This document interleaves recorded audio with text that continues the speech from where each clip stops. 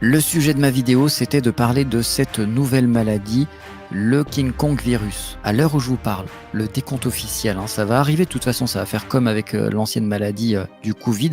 Vous allez avoir tous les jours des gens qui vont vous annoncer le nombre de morts. Donc là, il y a eu 3 morts. 3 morts, c'est toujours 3 morts de trop. C'est King Kong qui les a tués. Je vais vous expliquer pourquoi et pourquoi vous êtes transphobe et homophobe. Pour vérifier tout ça, allons sur le site du gouvernement. Monkey Bidule, King Kong virus. Question-réponse, qu'est-ce que l'infection? Quels sont les symptômes? Comment différencier les symptômes? Quelle est la durée de la maladie? Qui est concerné par la maladie? Alors on va regarder qui est concerné par la maladie pour voir pourquoi vous êtes homophobe et transphobe. Actuellement, l'épidémie touche essentiellement des hommes. Essentiellement des hommes. C'est une maladie féministe.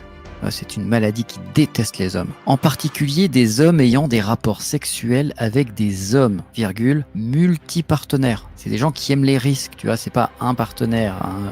Ça fait pas penser au VIH. Enfin, moi je dis ça, c'est un exemple. Mais quand je dis ça, c'est de l'homophobie, ou de la transphobie, ou de la biphobie. Toutefois, le risque de contracter le virus de King Kong ne se limite pas aux hommes ayant des rapports sexuels avec des hommes. Ça se limite pas, mais c'est quand même le principal, d'après ce qui est inscrit sur ce site.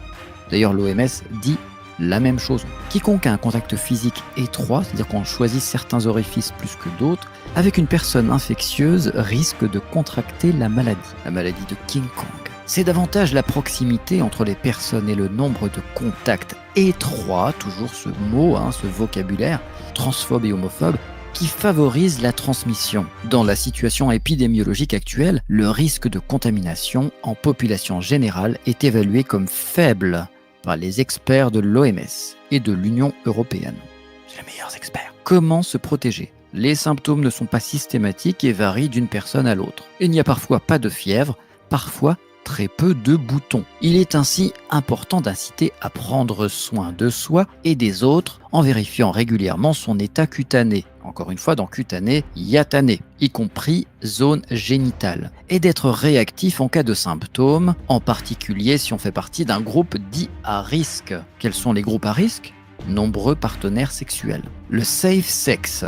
Lavage des sextoys, auto-examen avant un rapport sexuel. Ils ont oublié aussi de mettre le no sex. Le no sex aussi, ça marche. Alors il y a autre chose qui marche en dehors du no sex, c'est garde un partenaire un peu plus longtemps que 20 minutes. C'est pas mal aussi. En l'état actuel de nos connaissances, le préservatif demeure un moyen important de protection, notamment contre des co-infections sexuellement transmissible, mais en ce qui concerne le virus de King Kong, il ne peut garantir à lui seul une protection suffisante. Un respect des mesures barrières, on est des vrais spécialistes, il y a autre chose à faire, comme pour la maladie du Covid, une écharpe pourrait suffire, mais non. Là on nous dit la vaccination à titre préventif, ouverte notamment aux hommes rapportant des partenaires sexuels multiples ayant des relations sexuelles avec des hommes. Est-ce que parce que je viens de lire ce document, je suis homophobe, transphobe ou biphobe? J'avoue, je suis un peu grossophobe. Mais en vrai, j'ai rien contre les gros. J'ai du mal avec le body positive. Vous savez, tous ces gens qui vous disent « j'ai le droit d'être gros, j'ai le droit de bouffer, j'ai le droit d'être malade ». Non, t'as pas le droit en fait. T'as le droit sur une île déserte. Parce que sinon, c'est encore nous qu'on paye. On va un petit peu regarder l'actualité de cette maladie, le virus de King Kong. Premier décès en Europe et en Amérique du Sud. C'est rapporté par France 24. Très consensuel, très conventionnel. C'est daté du 28 juillet et moi j'enregistre cette vidéo le 31 juillet.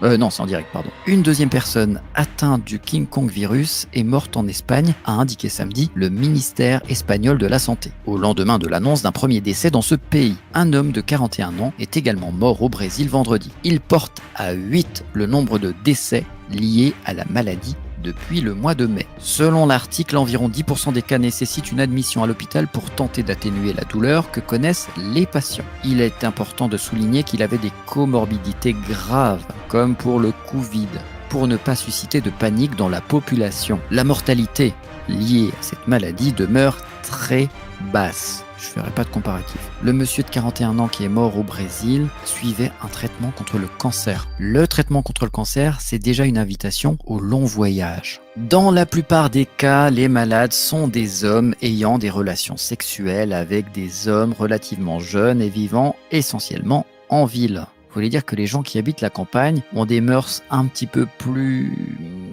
traditionnelles? Un autre article du Monde concernant ce sujet, King Kong virus, pourquoi la maladie se transmet principalement par les rapports sexuels entre les hommes. Un infectiologue vous explique. L'épidémie de King Kong virus touche actuellement très majoritairement les hommes qui ont des rapports sexuels avec des hommes, explique Nathan Pfeiffer-Smadja de l'hôpital parisien Bichat.